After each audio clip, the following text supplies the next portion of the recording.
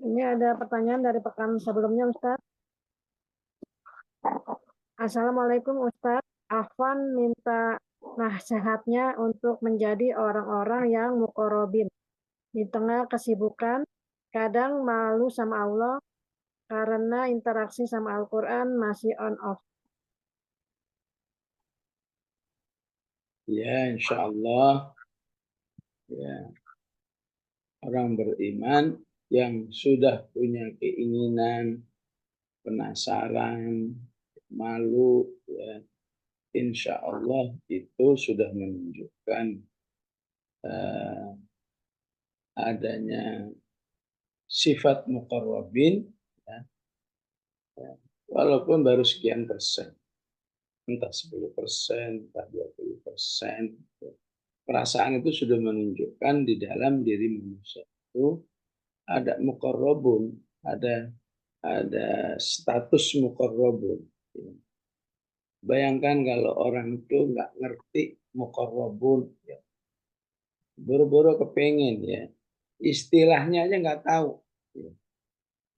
Bahwa orang beriman itu bertingkat-tingkat, tingkatnya disebut sabiqun, sabiqun, ulaikal muqarrabun. Ya. Maka penting orang beriman itu mencari, ya, potensi terbesar bagi dia itu apa. Ya. Selain yang sifatnya standar-standar, ya Qurannya, ya sholatnya, ya, ya apa, ya sholat malamnya, zikirnya dan sebagainya itu standar. Tinggal cari, ya,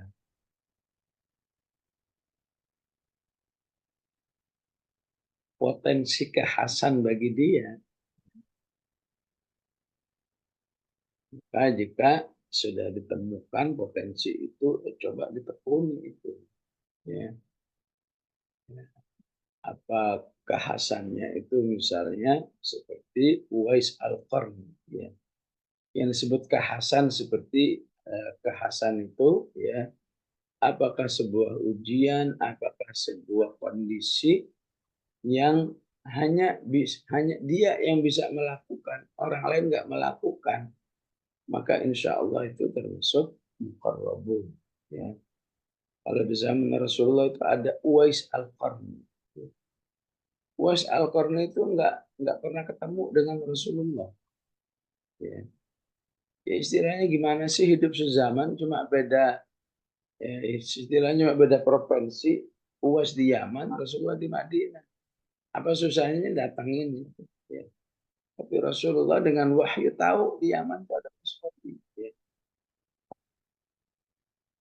Sehingga para sahabat bingung menyebutnya ini, kalau orang begini mau disebut sahabat tapi nggak ketemu, ya. Tapi ya Rasulullah malah memujinya.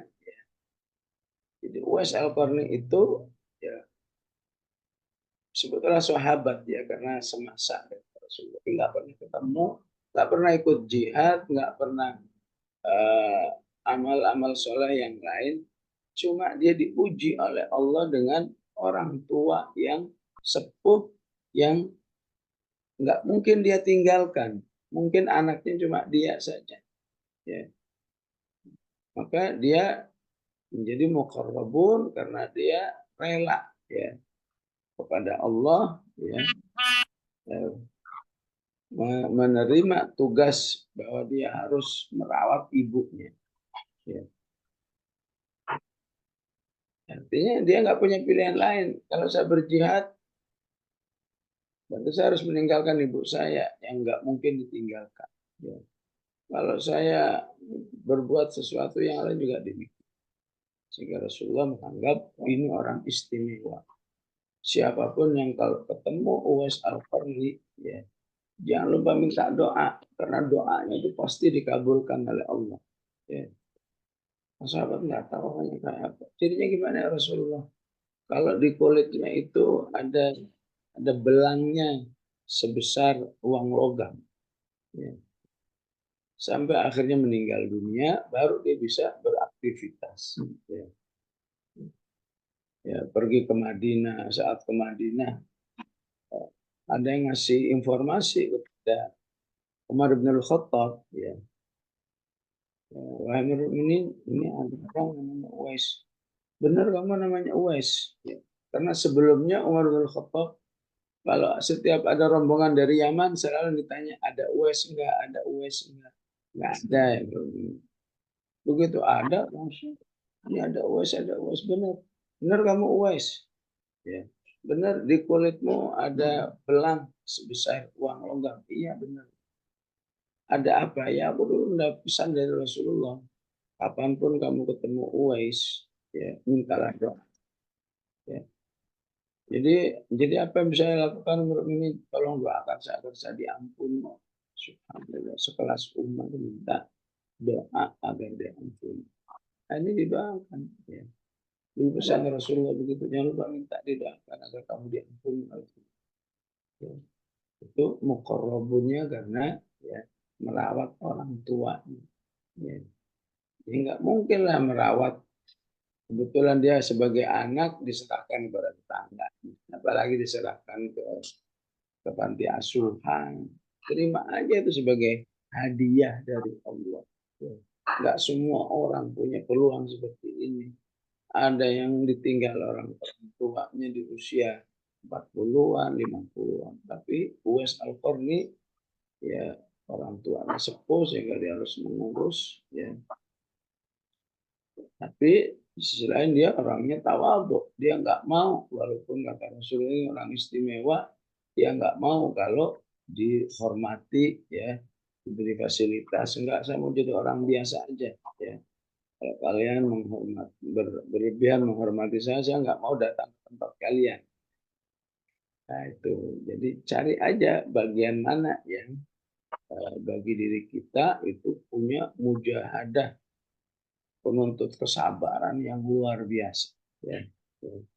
Ada sebagian ummahat yang harus ya katakan seminggu atau 2 minggu sekali harus bolak-balik ke Padang Panjang ya, karena ibunya di sana sudah sepuh, sementara dia punya keluarga di Depok, sehingga dia bolak-balik ya Padang Panjang Depok, Padang Panjang Depok demi orang tua. Ya.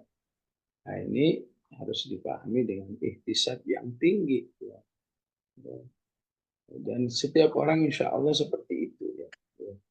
Mungkin ada orang lain ujiannya penyakit, sehingga dari penyakit itu ya insya Allah dia menjadi muqarrabun ketika dia dengan penyakitnya itu semakin banyak mendekatkan diri kepada Allah. Ya.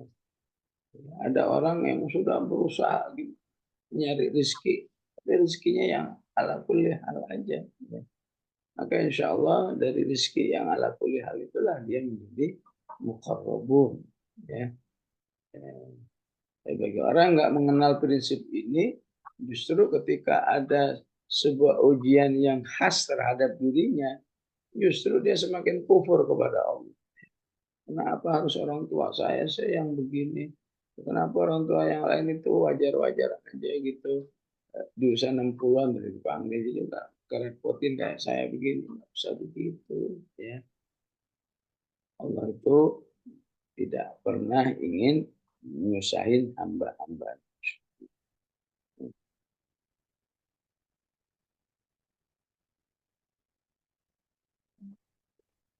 Ustaz. Ada lagi di kolom chat, Ustaz. Ya. Assalamualaikum, Ahwan Ustadz, izin bertanya, bagaimana kiatnya agar kita bisa memiliki qalbun salim? Ya, qalbun salim itu bertingkat-tingkat ya.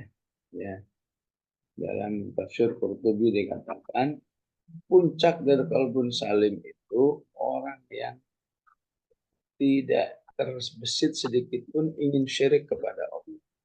Ya.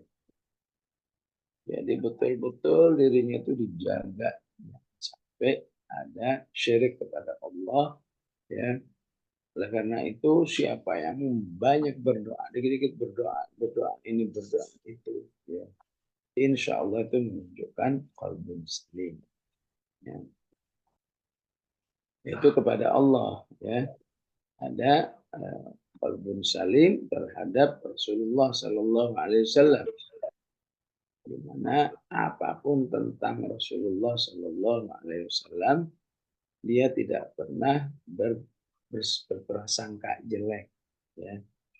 Betapa banyak orang hanya karena informasi istri Rasulullah 9, wah berarti nabimu itu ini ya, persek dan seterusnya. Tapi untuk orang beriman nggak mungkin, ya. Maka siapa yang dulu kita pernah mengkaji Al-Ahzab, ya, pernah kita jelaskan di situ banyak apa namanya privilege, ya, kehidupan Rasulullah bersama keluarganya. Ketika kita bisa memahami bahwa itu merupakan kemuliaan bagi Rasulullah, itu namanya qalbun salim. Ya. Qalbun salim terhadap orang-orang beriman, ya. Mulai dari keluarganya, ya, kerabatnya, orang beriman secara umum, ya, di mana dia berusaha selalu mencintai semua orang beriman. Qalbun salim. Kalau nggak bisa mencintai, jangan membenci, berarti qalbun salim. Dan pentingnya qalbun salim ini, Allah sampai merekomendasikan sebuah doa. Rabbana ighfir lana wa li ikhwanina alladziina sabaquna bil iman wa la taj'al fi qulubina ghillan lil ladzina innaka ra'ufur rahim.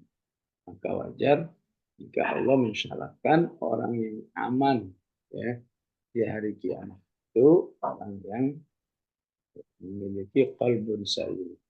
Yauma la yanfa'u malun wa la banun illa man atallaha biqalbin salim. Ya, lanjut. Ada lagi yang mau bertanya? Sepertinya nggak ada, Ustaz. Ada ya, baik. Bismillahirrahmanirrahim. Alhamdulillahirabbil alamin. Allahumma shalli wa sallim ala Muhammad. Rabbana hab lana min azwajina wa dhurriyyatina qurrata a'yun waj'alna lil muttaqin. Rabbana la tuzigh qulubana ba'da idh hadaytana wa hab lana min ladunka rahmah innaka antal wahhab. Sallallahu alaihi wasallam Muhammad wa ala alihi wa sahbihi wa sallam. Alhamdulillahirabbil alamin. Assalamualaikum warahmatullahi wabarakatuh.